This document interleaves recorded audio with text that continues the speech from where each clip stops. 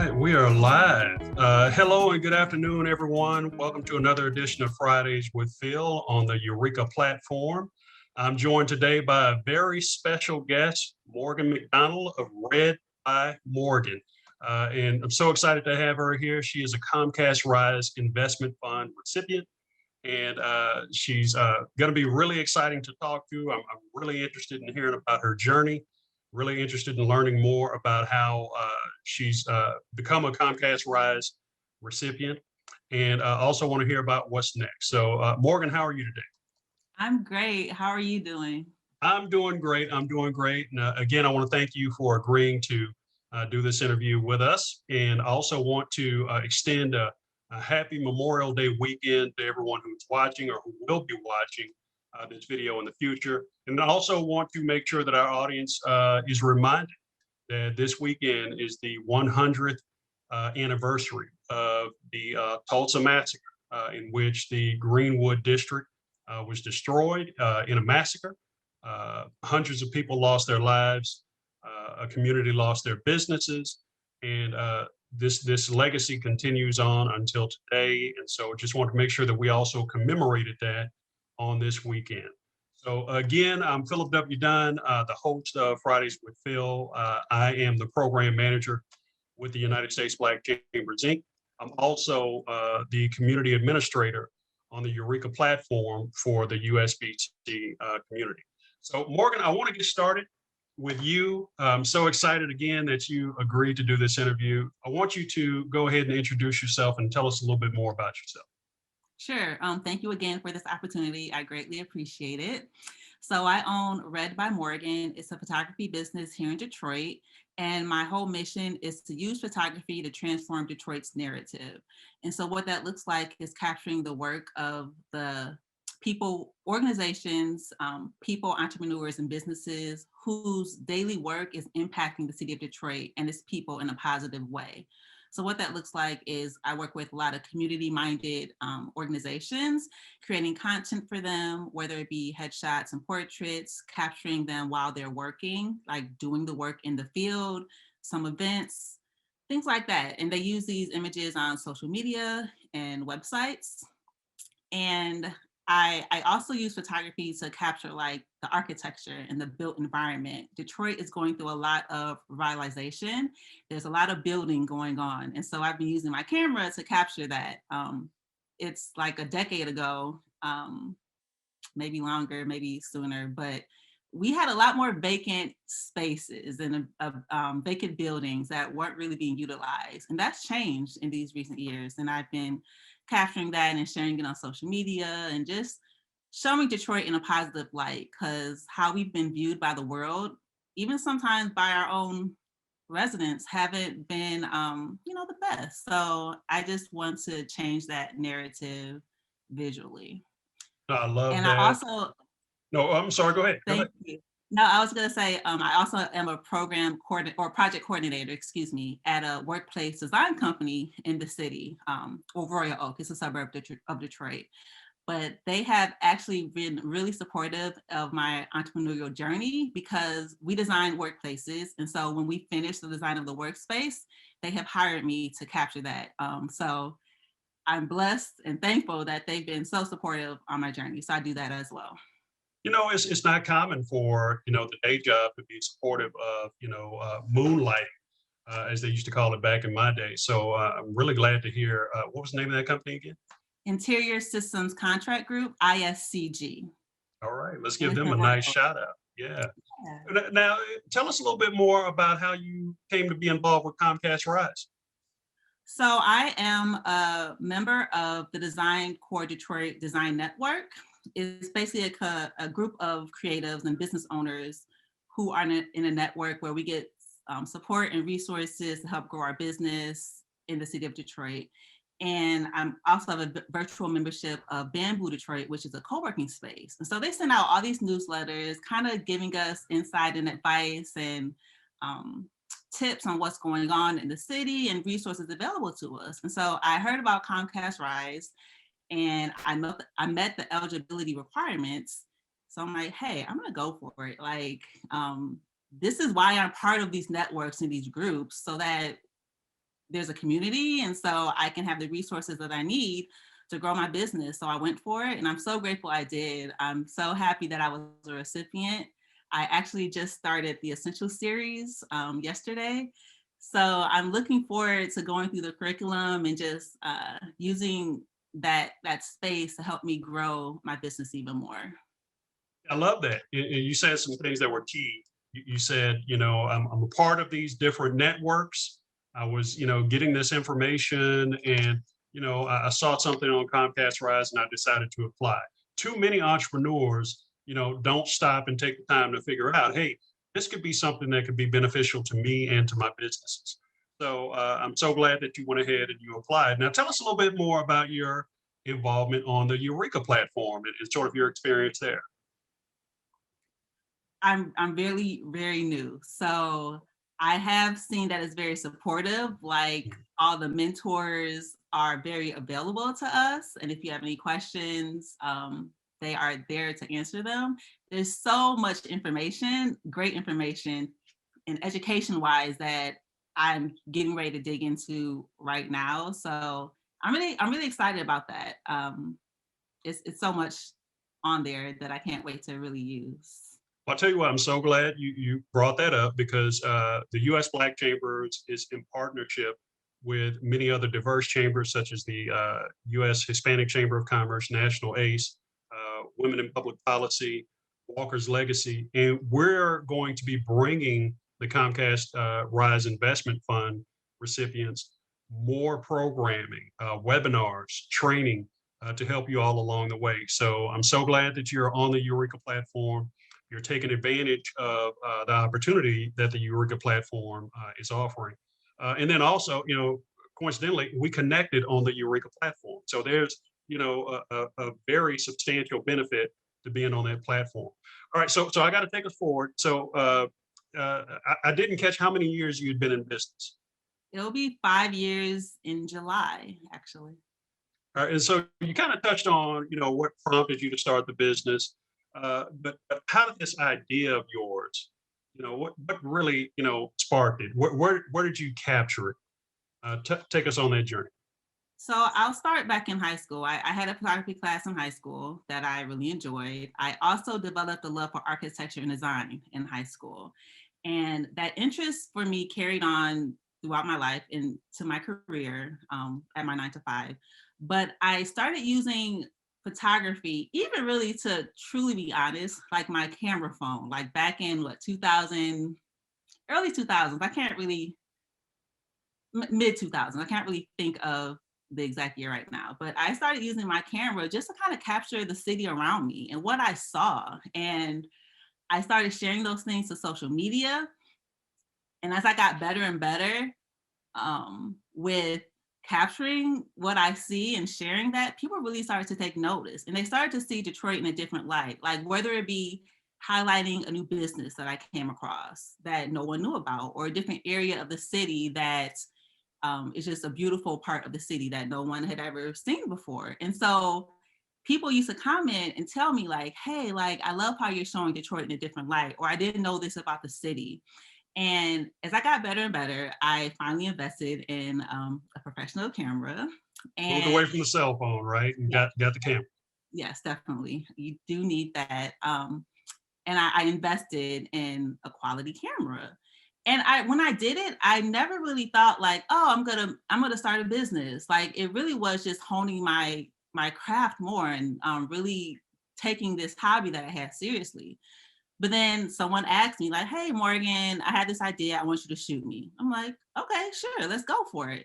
And really, it started from there. And more people started to hire me to do different things for them. And I kind of fell into the business. Like I never knew that my hobby from high school would develop into what it is today.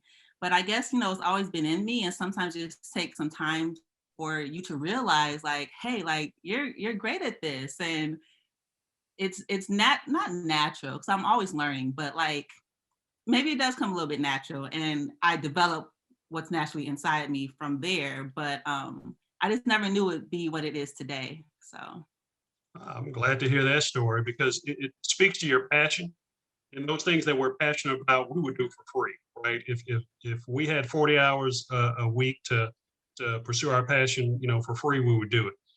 However, your passion, turned into a hobby. That hobby then turned into something that, you began to share with others.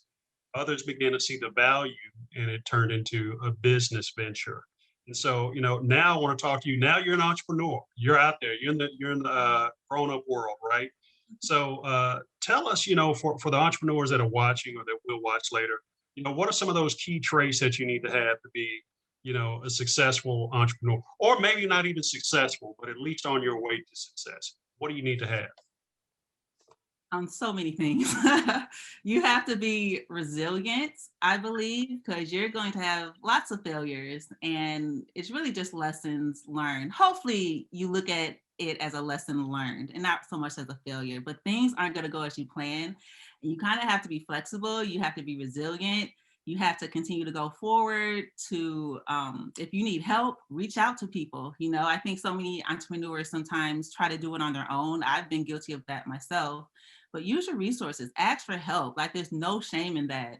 I don't think any of us were meant to carry out our calling on our own. So you're going to need to use people around you to really do the work you were meant to do. I also think it's very important to remember your why. My personal why is to restore hope in the city of Detroit and its people, and to kind of show the world like what Detroit really is about, because you'll find that people who have maybe visited Detroit on one weekend, or people who have heard about the Detroit from the past, they have this negative kind of view of us sometimes. And Detroit is so much more than what I think that you've seen in the newspapers, what you've heard about. Come to Detroit to experience it for a time, and you'll see that there's a lot more to us. And so that's my why. That's why I keep going, because I believe in this city, I believe in its people, and I want to share that with the world. So it's very important to remember your why, because when it gets tough, because it will, remember why you started, and hopefully that will push you to keep going forward.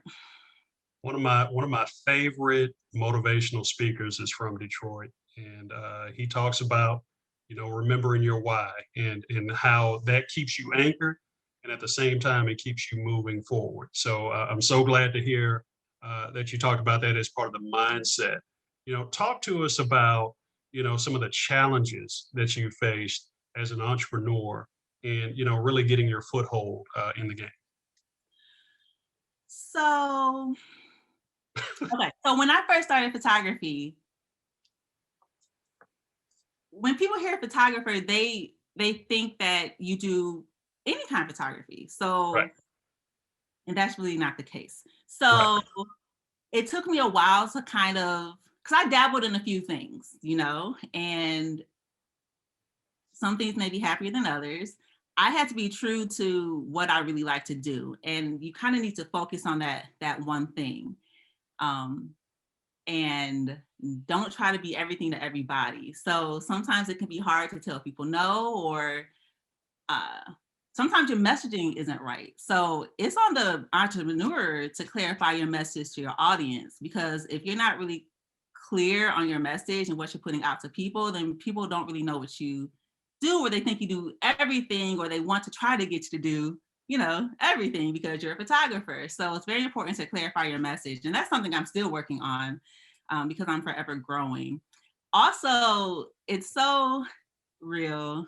I wish I had it conquered, but the comparison trap, there's so many photographers in Detroit who are all amazing, and it's a supportive community, but they still are other photographers with their own business as well. And so sometimes, I can compare, and that's not the best thing to do. And sometimes when that happens, you have to just take a step back, like get off of social media, just focus on your own business and what you were created to do, and what's your focus. We're all unique. I think we all have something to bring to the marketplace, and you don't have to be like everybody else, because when you are working in what is natural to you and what is your gift and what's your focus, then the right people, I think, will come to you, and so you don't have to really worry about not finding work because there's so many photographers.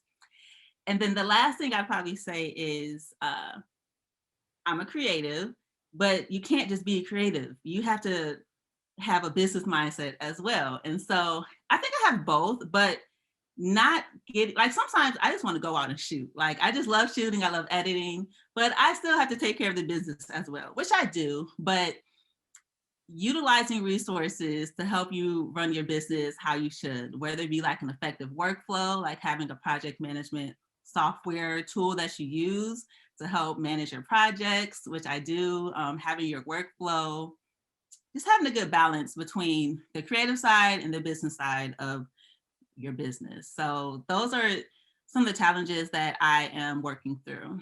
Oh, they sound very manageable. And let's try to, tackle them one by one. I like the first one.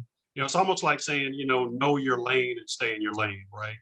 I've seen where, like for instance, some of these restaurants, major restaurant chains, you got one that sells, maybe it's Mexican food, and then they want to get into the chicken sandwich wars. And it's like, that's not really your lane. Don't try to cross over into that if that's not what you're good at, that type of thing. So I would imagine for photographers, you might get requests to, go and capture food, do food photography, or do aerial photography with drones. And, that may not necessarily be, our specific lane. The second thing you talked about was the comparison thing, right? The self-doubt. One of the things that this speaker I was telling you about is that winners focus on winning, and then losers focus on the winners, right? But if we just kind of focus on what is getting us there, then I think that ultimately we'll continue to be successful. And then this last piece, be a creative but also be about your business, right?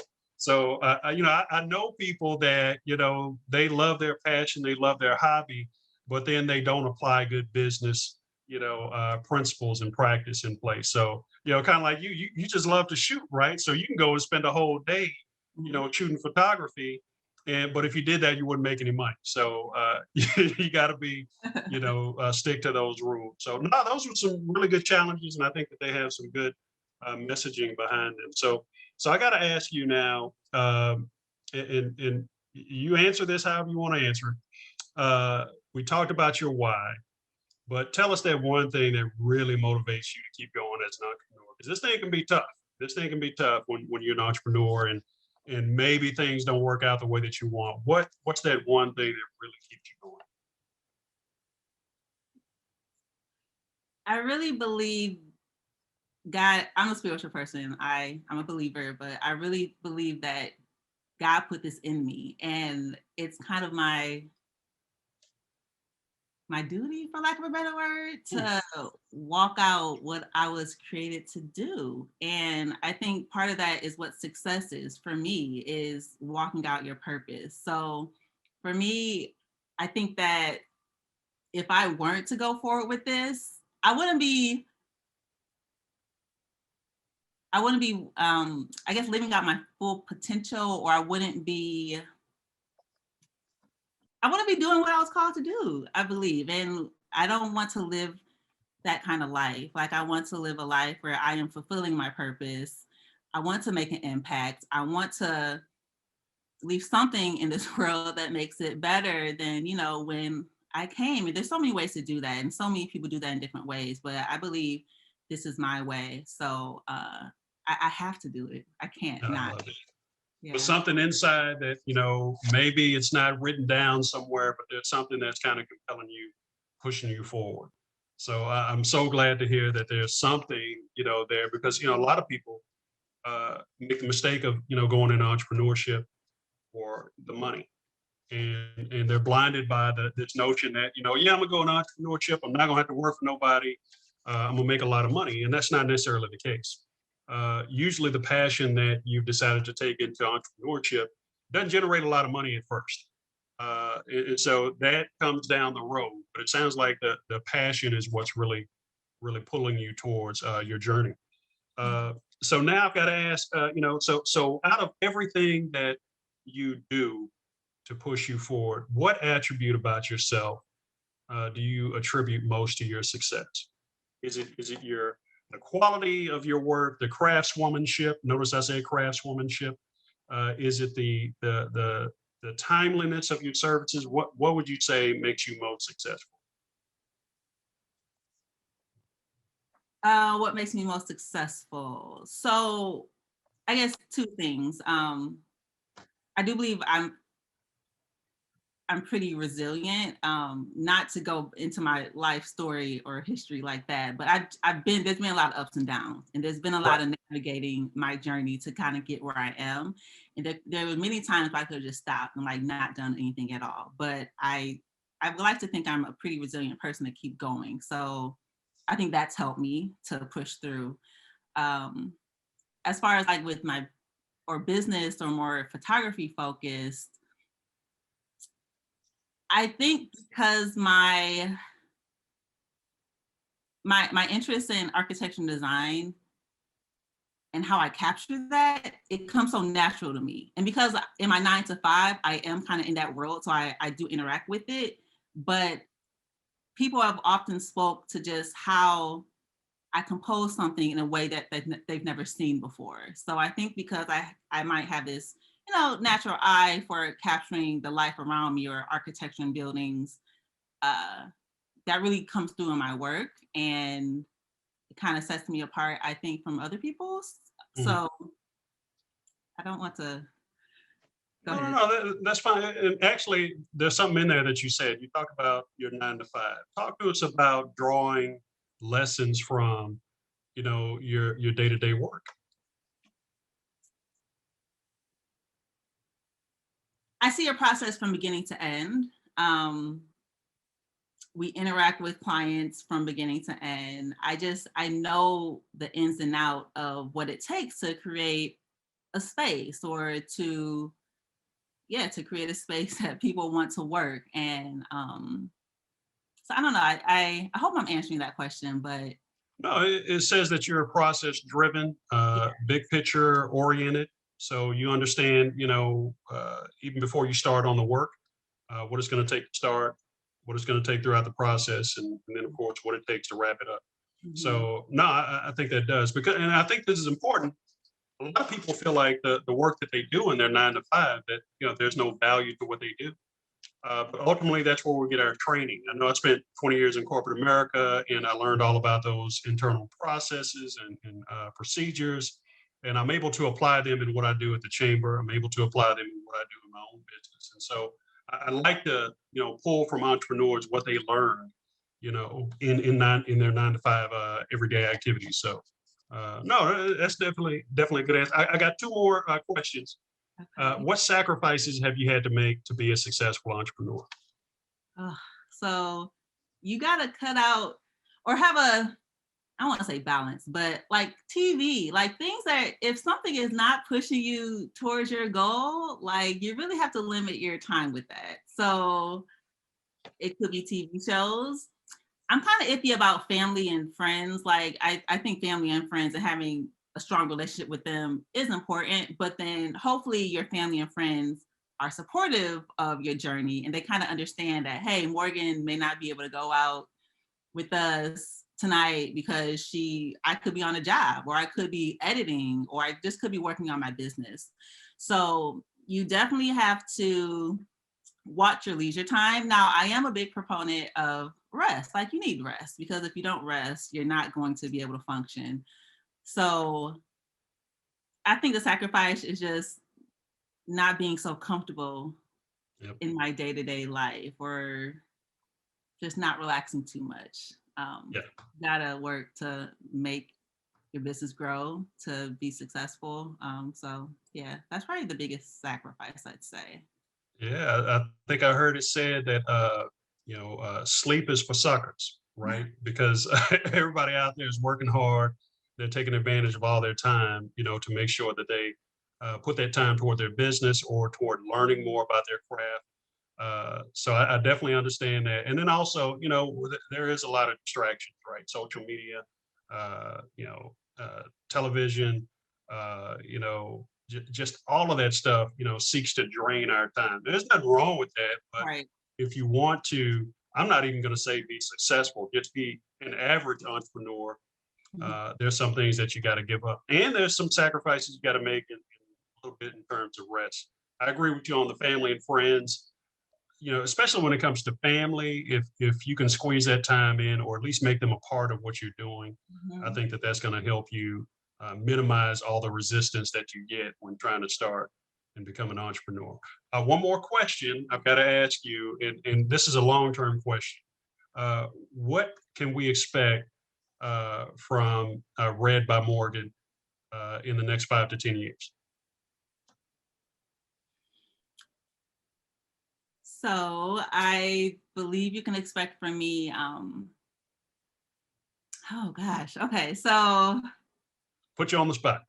yes. I want to say just more growth. I want to become known for like this one thing. So like clarifying my message around that, which honestly I'm like in the process of still developing. So I kind of want to be like the go-to person for, I'll give a little sneak peek, I guess, like architectural built environments, um, photography. So capturing the revitalization of Detroit. So like if you need to capture how uh, what Detroit is about, what the city has to offer, how people interact in it day to day. Like I want to be that photographer that you come to for that. That's kind of a sneak peek of what I'm looking to aspire to kind of be short with that. I would like to also have my own studio space as well. So I do hope to have my own studio space in the next 5 years, hopefully before that, but I would like to have that. So, and just have established contracts with certain companies and organizations in the city of Detroit. So that's what I'm really trying to do, is having established contracts where you work with me. So that's what I'm working towards. Love it, love it. Well, I definitely see you getting there and achieving so much more. Morgan McDonald, Read by Morgan. I definitely do appreciate your time. I want to thank you for all your generous information that you've given us today. Uh, I want to open it up one more time. Is there anything else you want folks to know about your business? Um, I hope there's not something I left out. Maybe where you can find me, readbymorgan.com. On Instagram, I'm Read by Morgan. Twitter, Read by Morgan. I think on every platform, I'm Read by Morgan. I think for my LinkedIn business page, it's Read by Morgan Photography. So you can connect with me. You can follow me. I think I covered everything. There you go. There you Yeah. go. I don't think you left anything out, and we'll definitely make sure to include those social media credentials and attach that to this webinar. Thank you again, Ms. Morgan. I want to wish you a great and happy and safe weekend. I Thank want to run through some chamber material here real quick. Thank you all for watching another edition of Fridays with Phil with our special guest, Morgan McDonald of Read by Morgan. You can join us or watch us every Friday. We're going to replay these interviews every Friday in June. So I want to make sure that we get as much coverage for our Comcast Rise Investment Fund recipients as possible. All right. So this resource was provided to you today by USBC Community Economic Development Corporation, where we strive to make sure that we provide quality content and programming. So definitely want to thank the CEDC for providing this valuable resource. Next up, we do have virtual webinars and on-demand resources that we love to share with all of our constituents, all of our partners and peers. You can definitely learn more at these webinars. Go to usblackchambers.org/webinars to see all of our on-demand resources and virtual webinars. And you can even schedule for live events. And then lastly, for up-to-date information and resources on the CARES Act and navigating COVID-19 for small businesses, please visit our website at usblackchambers.org/CARES Act. You can also join the USBC simply by visiting our website. You can also attend weekly webinar series that we offer at the Chamber. So this has been our last Fridays with Phil in the month of May, but we were definitely excited to have Morgan on today. Again, I want to wish you all a safe and happy weekend. Until the next time we talk, y'all remember, it's our time. Thank you, Morgan. Have a great, great day, great holiday, and definitely be safe.